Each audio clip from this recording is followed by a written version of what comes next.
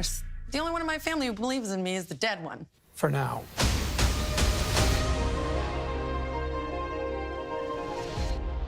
Speaking for Alma, if her entire journey in season 1 was like wild, can you tell me what's coming from season 1 that we're going to learn more about in season 2? Absolutely. So in season 1, Alma is, under the tutelage of her father, and her father is trying to get her to accept her powers and to get her to go on this journey with him so that they can go back and fix the past. Right. And she's a little apprehensive along the way, and it's like herky-jerky, learning the motions of how this works.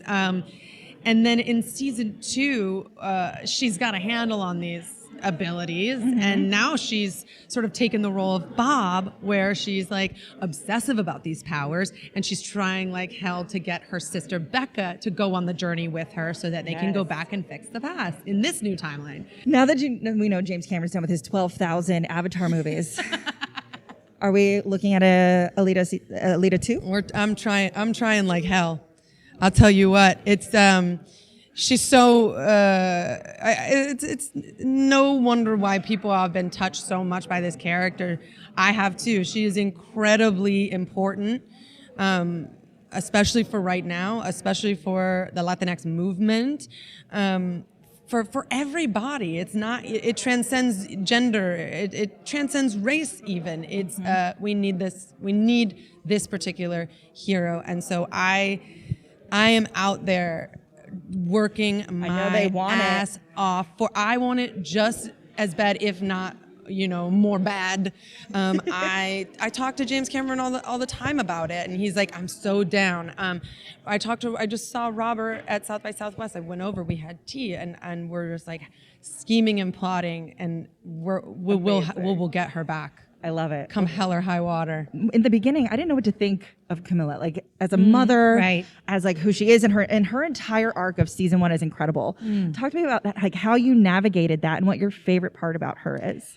Oh my! I know it's a big one. The funny, the best, what I loved about her is that she was so hard, and you knew that she had like justification. She had good reason to be that way, but she was so hard that it was funny. Yes. She would be like, oh, that's not going to heal good.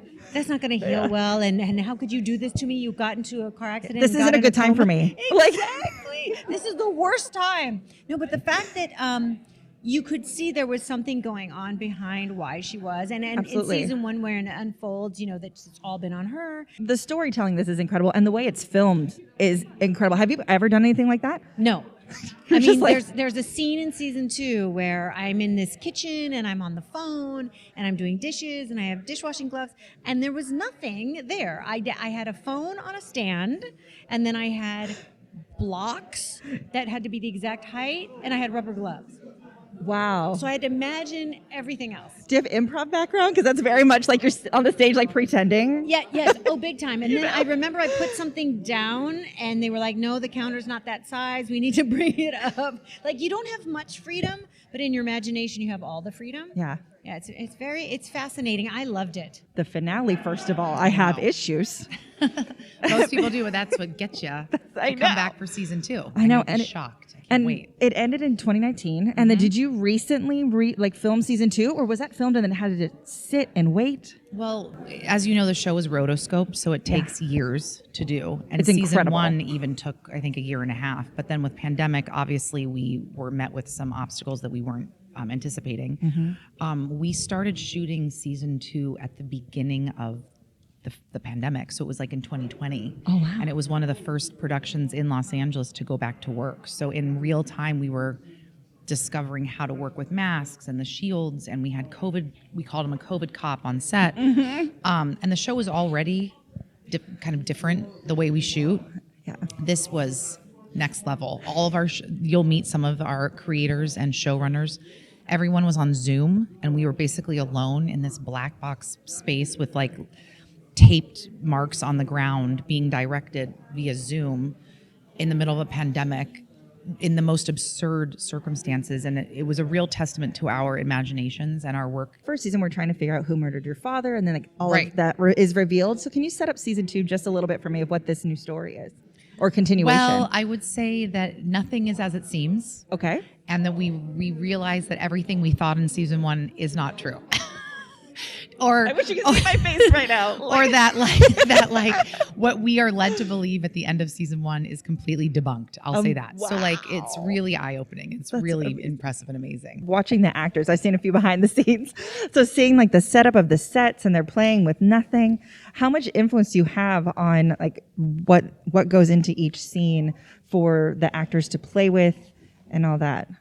Well, in terms of Brain. choosing props, Yeah. we choose all the props for them to interact with. Anything that they're not actually touching isn't there. It's painted in. Yeah. And then, we have a whole design team that designs the set in advances, and we have a storyboard team that does all the storyboarding. So we can give the actors a sense of sort of what the scene looks like, what the movements are, also the visual space that they're in to be helpful in terms of helping them imagine what's going on around them. Yeah.